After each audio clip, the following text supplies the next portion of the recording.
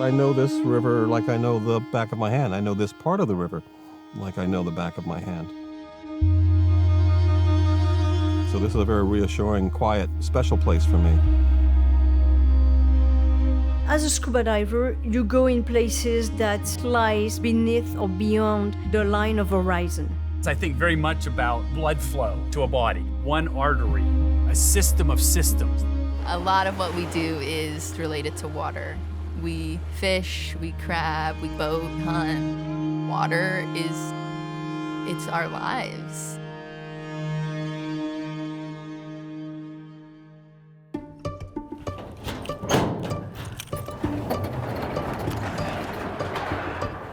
I remember being free as a bird.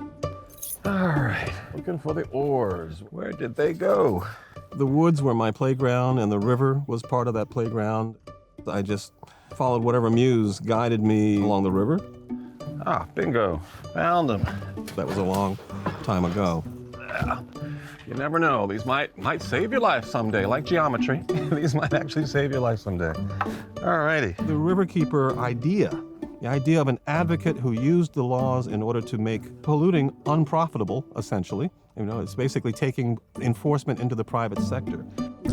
I'm Fred Tutman, and I'm the Patuxent Riverkeeper. The river was a place we drafted water for crops, a place where we fished. The river was a place we enjoyed going and sitting because it was quiet and pretty and pleasant. It was free. I like to imagine what this river might have looked like 200, 300, 400 years ago. Did it look much like this? And I suspect it probably did. It probably did, except there were probably a lot more fish in it in those days. Water quality was much better. Water, I think people are becoming aware, is becoming an increasingly scarce commodity, which is why many of us today pay for water, something we would have never have done 40 years ago. In 1981, I started a company that provided teleproduction services. I had a robust career, and mostly we took pictures of or reported on people suffering. We did nothing to fix or change any of that. And that began to gnaw at me as maybe we were part of a problem, maybe not the problem, but we were part of some kind of a problem in that we amplified all the bad news. So I decided to reinvest in my own community. I had to burn some bridges. I actually burned my press credentials, changed my cell phone number so people wouldn't be able to reach me. In the last year of law school, I read that book that Bobby Kennedy and John Cronin wrote called The River Keepers, and I was blown away. I thought, wow, people are fighting in New York Harbor, big giant oil tankers using spears and bows and arrows and canoes, and they're winning. That really excited me, that you could take on superior odds. And if you were skillful and knowledgeable, and maybe if you had legal knowledge and some just sheer gumption, just brass, that maybe you could change the fate of something, that you could save or bring a great river back.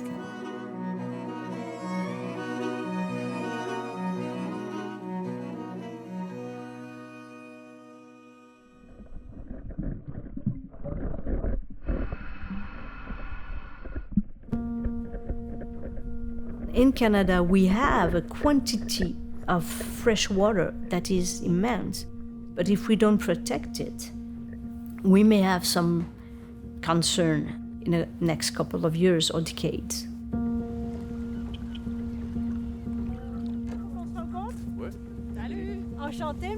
I always had a connection with nature. My name is Nathalie Lasselin. I'm originally from France, and I live in Montreal, Quebec, Canada. As usual, safety first. If you feel uncomfortable, just get out of the water. That, we do the most we can. Most of the stuff we're going to find is something that people just throw from the surface. If you're further away, you won't find anything. I started on the water filming 20 years ago. In fact, I became a scuba diver pretty late in my life. But the minute I put my head on the water, I wanted to go deep.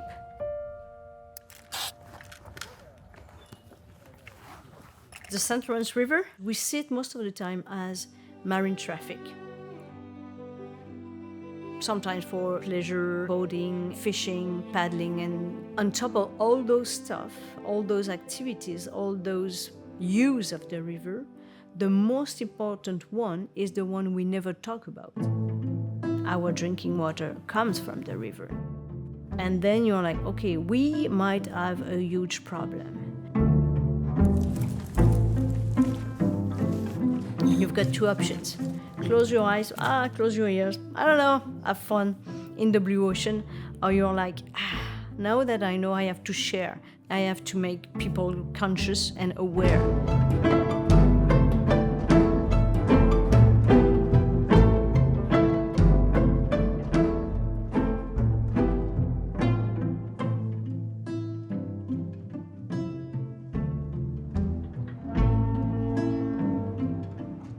One thing that we all need to be aware of is the consequences of small actions and how you can have cumulative impacts.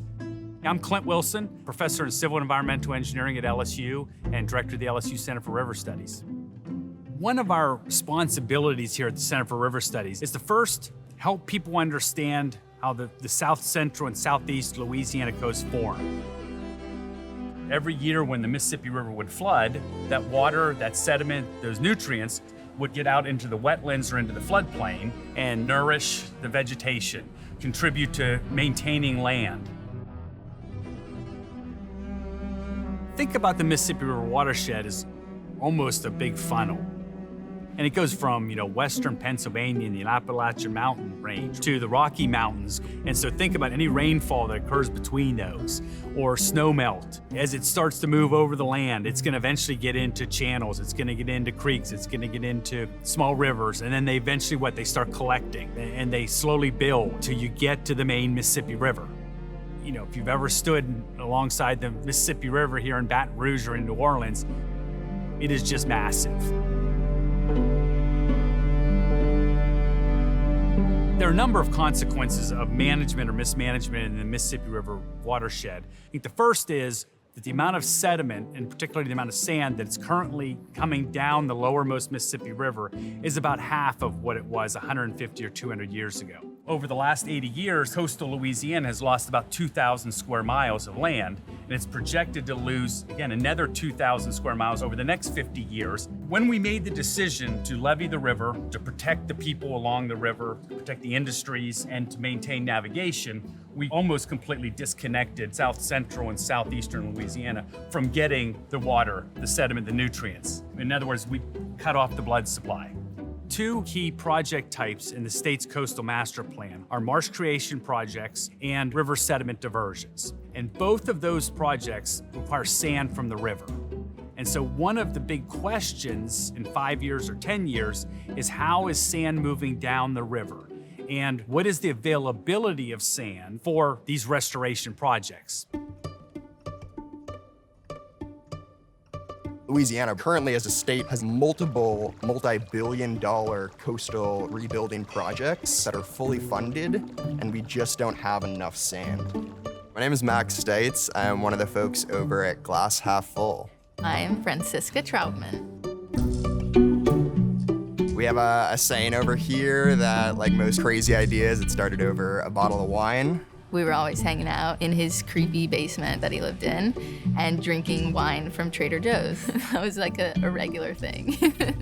We're sitting around thinking about the destiny of that glass bottle, that it was likely doomed to a landfill where it'll take about 1 million years to decompose. If the city doesn't have a program, or the state, why don't we do something? And then we started to research it and realized that we could actually take glass waste and turn it into a usable, super soft sand and glass gravel product. So we jumped into action.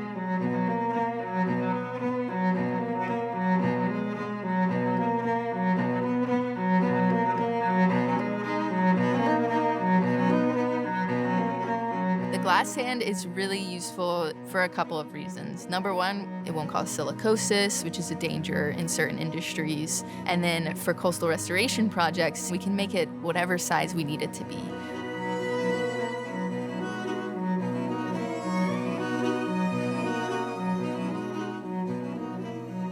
It's a long, intense process to ensure that you're doing it correctly. We now have 10 engineers, ecologists, biologists, scientists on this project to determine the feasibility, the safety, and the implementation of using recycled glass sand for coastal restoration. We have been testing plant growth within glass sand and gravel. It was just awesome to to realize that other people cared about this.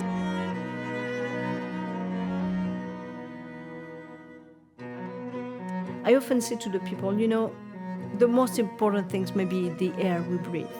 And right after that, it's the water we drink.